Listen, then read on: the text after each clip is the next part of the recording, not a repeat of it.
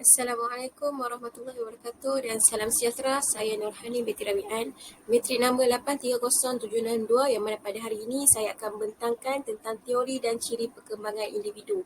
Okey, tajuk ni sebab apa kita perlu ambil tahu? Sebab sebagai seorang pendidik kita kena tahu perkembangan apa yang ada pada murid kita. Dia faham tak apa yang kita ajar? Okey, sebab itulah kita kena ambil tahu tentang teori dan ciri.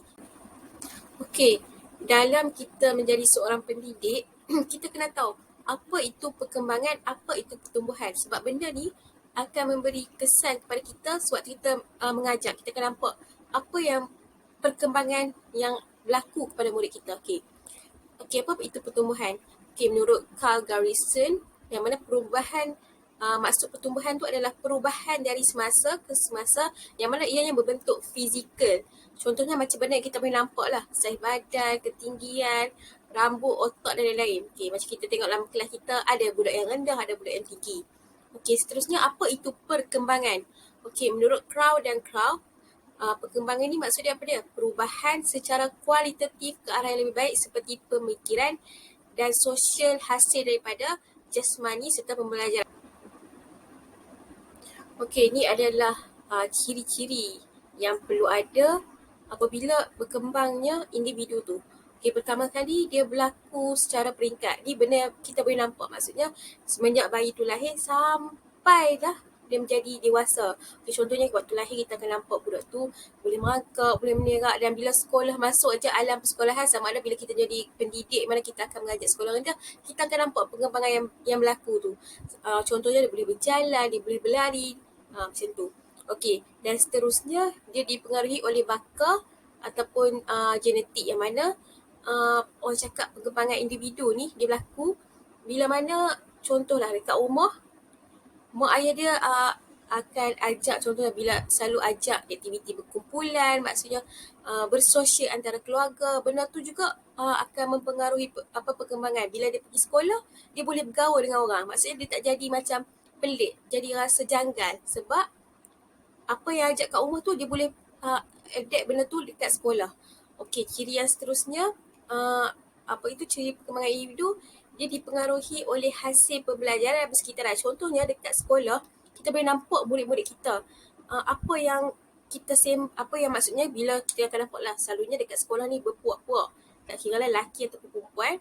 Contohnya bila kat sekolah macam budak-budak tu bersembang pasal contohnya sekolah menengah lah, mereka bersembang pasal iPhone apa semua. Jadi dalam kelompok tu adalah semua cerita pasal iPhone. Bila esok cerita pasal benda-benda artis, cerita pasal artis tu, maksudnya perkembangan individu tu maksudnya cara pemikiran, cara kita bersosial tu dipengaruhi daripada persekitaran dan hasil pembelajaran dekat sekolah.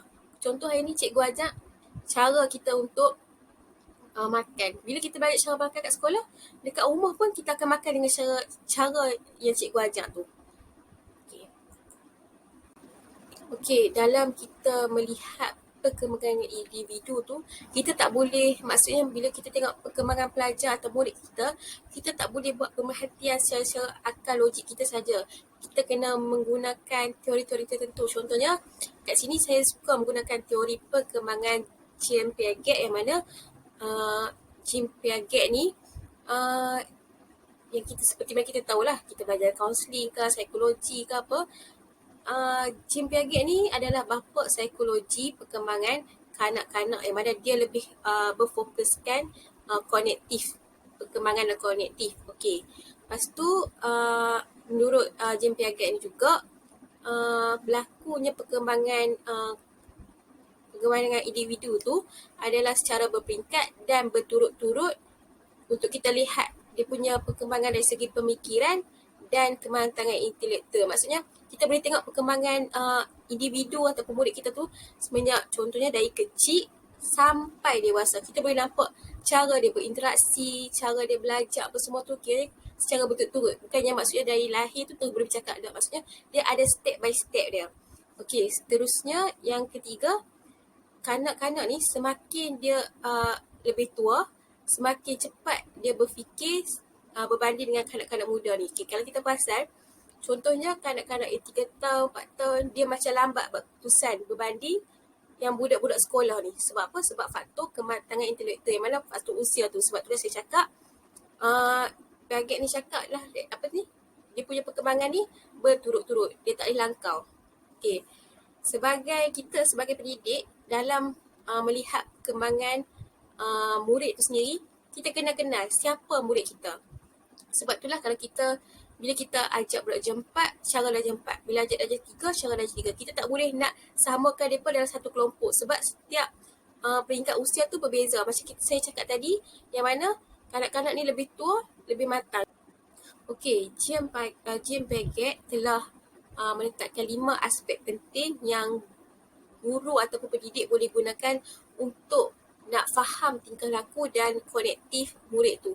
Okay, yang pertama adalah skema, yang mana maksudnya rangsangan konektif terhadap persekitaran melalui tindakan. Okey, kat sini contoh yang saya boleh bagi.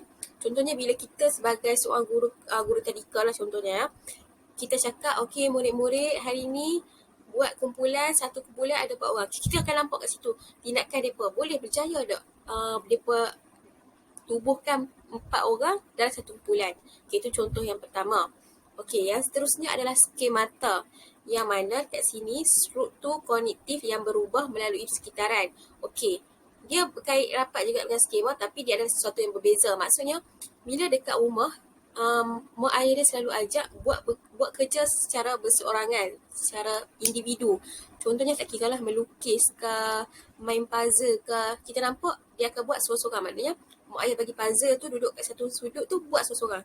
Okay, bila main sekolah, dia tak boleh buat benda yang sama, tindakan yang sama. Sebab persekitaran tu, dia akan nampak kawan-kawan, dia akan nampak secara sosial lah. Jadi kat situ, budak tu akan berubah sebab persekitaran, yang mana di rumah dan di sekolah adalah dua benda yang berbeza. Selalunya dekat sekolah kita akan lebih secara individu, dan apabila kita di sekolah adalah kebanyakan secara berkumpulan ataupun sosial. Okay, seterusnya adalah asimilasi, yang mana kanak-kanak tu dia gabungkan tingkah laku yang baru kepada sedia ada. Okay, contoh bila kita belajar darjah sebelum belajar, selalunya budak darjah 1 lah, belajar pendidikan Islam, yang mana kita belajar tentang adab ketika makan. Kita tahu bila kat rumah contohnya makan kena duduk, kena baca bismillah. Bila dekat sekolah, cikgu akan ajak lebih lagi. Contohnya, bukan duduk dan sekadar bismillah saja. Kita kena utamakan makan tangan kanan, makan jangan gelojoh, jangan makan diiringi dengan air atau sebaliknya. Sebab tu saya cakap, dia menggabungkan tingkah laku yang baru kepada sedia ada. Maksudnya dia tambah lagi pengetahuan tu. Okay. Seterusnya adalah akomodasi, yang mana menukar konsep lama untuk disesuaikan dengan konsep yang baru. Okay. Maksudnya kat sini contohnya,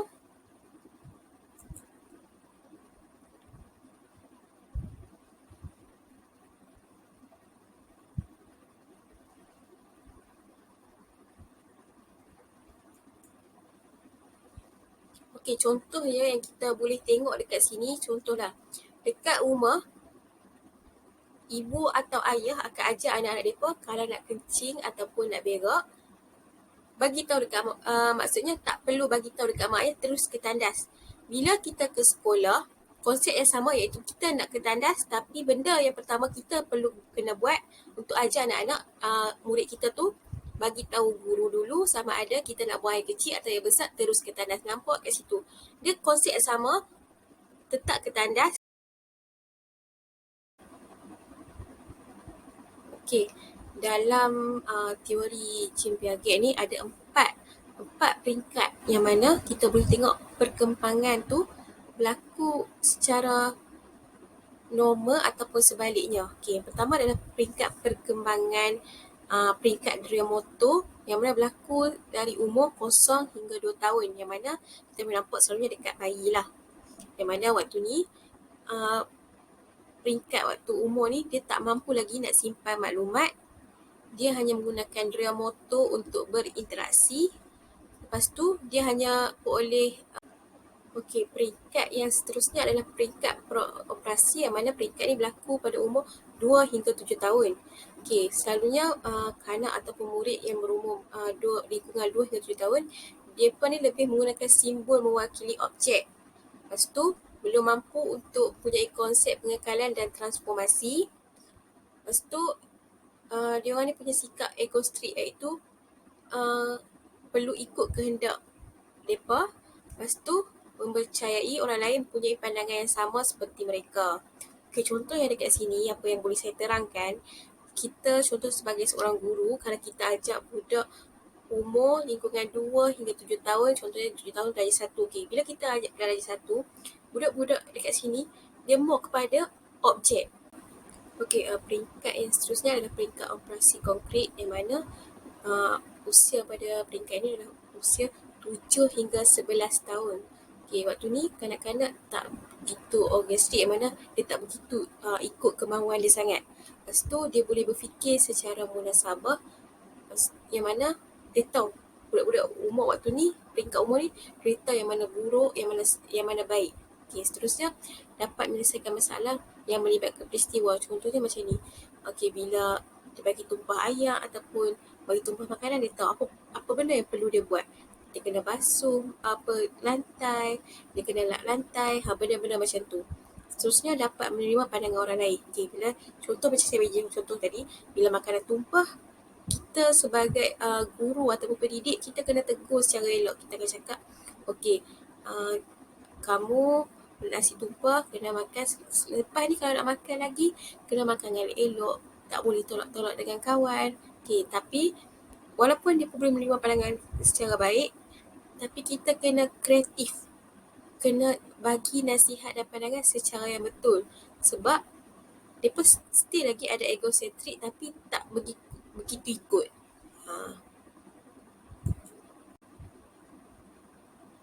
Okay, peringkat yang terakhir adalah peringkat operasi formal, yang mana usia pada peringkat ini adalah 11 tahun ke atas. Okay, antara ciri-ciri dia adalah dapat membentuk fikiran secara penakbulan dan abstrak, menggunakan hipotesis dan prinsip dalam menyelesaikan masalah. Seterusnya, peringkat yang terakhir ni, kanak-kanak dah boleh berfikir secara logik.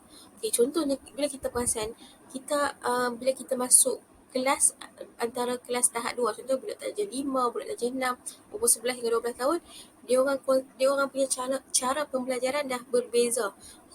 Sebab dia orang mula berfikir secara logik. Contohnya bila kita ajak darjah 1 dan darjah 2, kita mau kepada flashcard, mau kepada nyanyian. Sebab tu kematangan mereka masih tahap tu. Bila ajar kita dah ajar 11 tahun, budak umur darjah 4, 5, 6 dan ke atas, dah tak boleh dah guna benda tu. Sebab dia kata dah mula jemu, dah mula rasa bosan, sebab cara fikiran mereka dah mula matang. Sebab itulah kita sebagai cikgu, kita kena kreatif.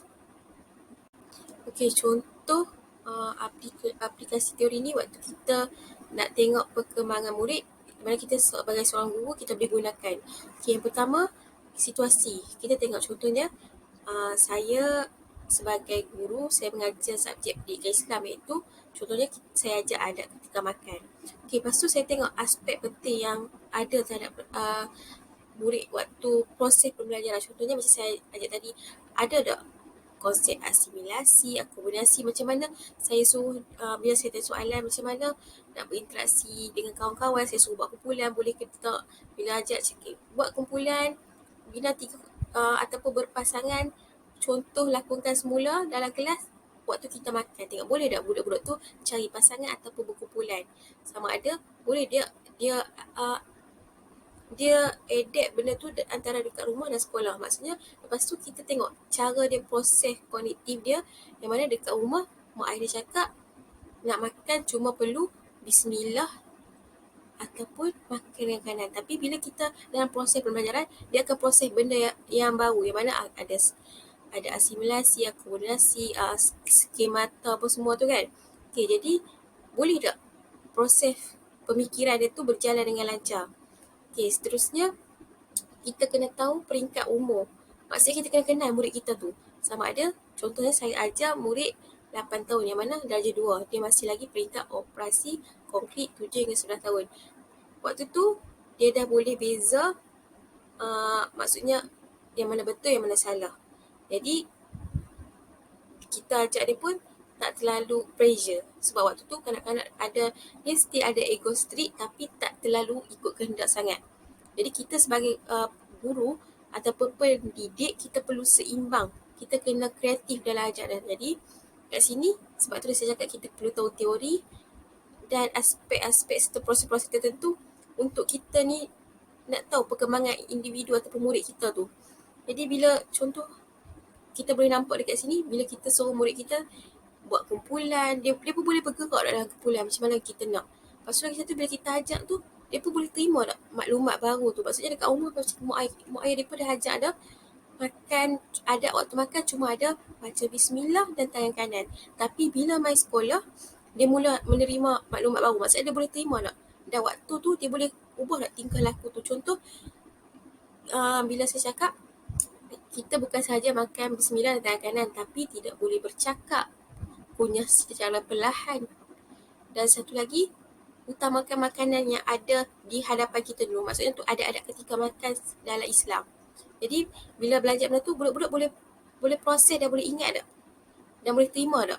Sebab dekat rumah dan dekat sekolah dah berbeza. Bila cikgu ajak, tambah lagi maklumat yang sedia ada tu, lepas tu dia berpindah ke tingkah laku. Bila kita tengok, bila kita buat lakonan semula, budak-budak tu mampu tak? Maksudnya makan bismillah tangan kanan dan dia utamakan tak makanan yang ada di hadapan mereka dulu. Maksudnya macam tu.